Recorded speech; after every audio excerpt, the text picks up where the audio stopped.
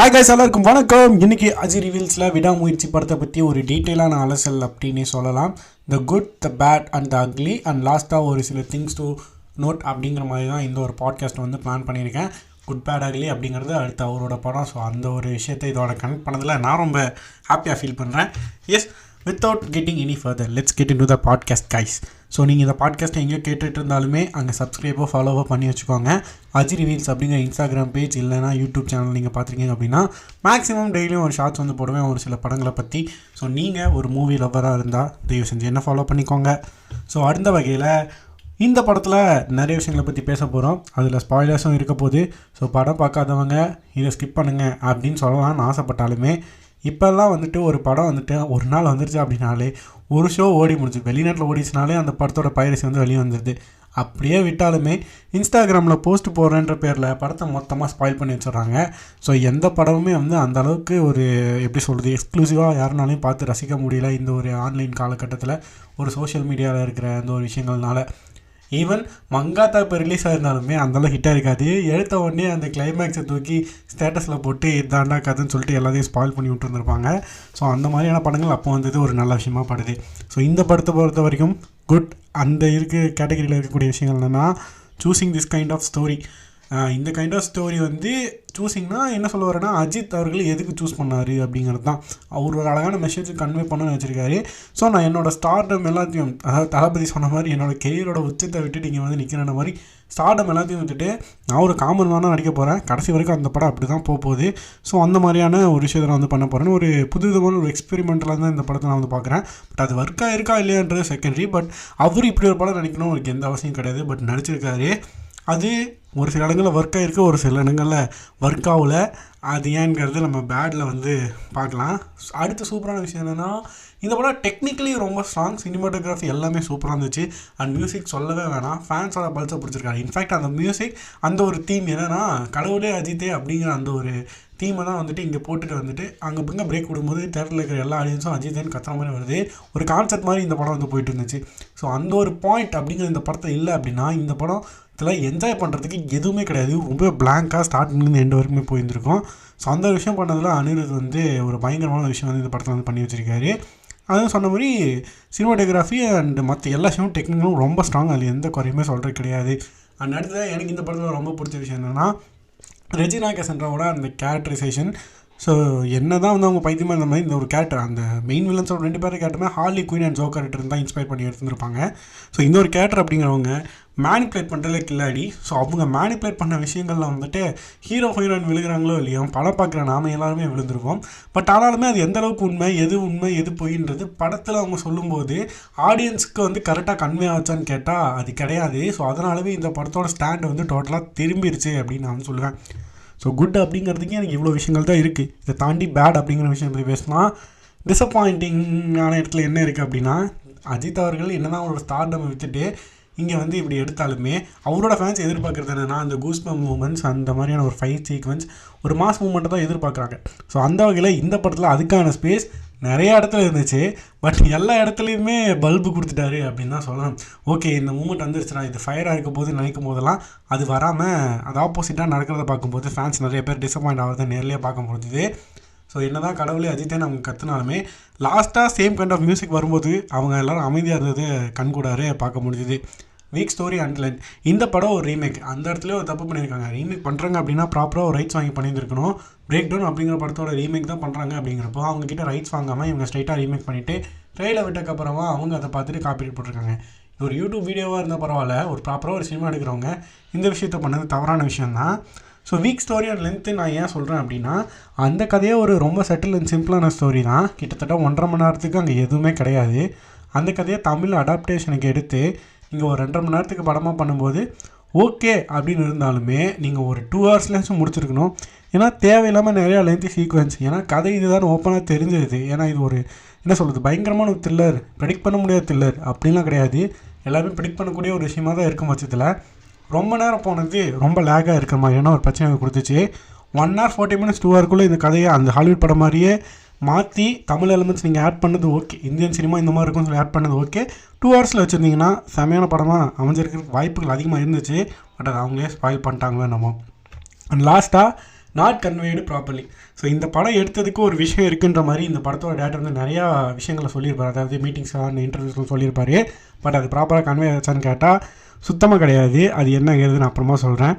So மூணாவதாக த ugly பாட்டுக்கு வரும். இங்கே என்னென்னா plot holes and logic issues. So இந்த படத்தில் சிம்பிளாக செட்டிலாக முடிய வேண்டிய விஷயமா இருந்துச்சு. ரீசெண்டாக வந்து பார்த்தீங்கன்னா அது பிரியாணி மேன் வந்துட்டு ஒரு விடாமுயற்சி ஸ்பூஃப்னு சொல்லிட்டு ஒரு வீடியோ போட்டிருப்பாரு. ஸோ அந்த வீடியோ பார்த்துட்டிங்கனாலே தெரிஞ்சுக்கும். ஒரு விஷயம் மாற்றிட்டு இருந்ததுனாலே இந்த படம் அங்கேயே முடிஞ்சிச்சு. இது கதையே கிடையாது. வாண்டடாக இது நடக்கணுங்கிறதுக்காக நிறைய விஷயங்கள் பண்ணி வச்சது ஓப்பனாக அது தெரிஞ்சுது. அது தெரியாமல் இருக்கிறது ஒரு படத்தோட அழகான ஒரு விஷயமே. உதாரணத்துக்கு பார்த்தீங்கன்னா ஒரு சீனில் வந்துட்டு கார் வந்து பிரேக் டவுன் ஆகிரும். ஸோ அதனால் ஹீரோயின் வெயிட் பண்ணிகிட்டு இருப்பாங்க. அது அர்ஜுன் அண்ட் கேங் வந்து ஹீரோயினை கூப்பிட்டு போயிடுவாங்க. அதுக்கு முன்னாடியும் அந்த ஒரு வண்டியோட இது திறந்து அவர் செக் பண்ணிட்டு தான் இருந்திருப்பார். பட் அவர் கண்ணுக்கு அந்த வயர் ஓப்பனாக இருந்தது தெரிஞ்சிருக்காது. பட் அடுத்த சீன் சீக்வன்ஸில் பார்த்தீங்கன்னா நம்ம கண்ணுக்கே அந்த வயர் பிடிங்கிருக்கிறது தெரிஞ்சிருக்கும். இது எந்த விதத்தில் வந்து நியாயமான ஒரு விஷயம் அப்படிங்கிறது எனக்கு தெரில.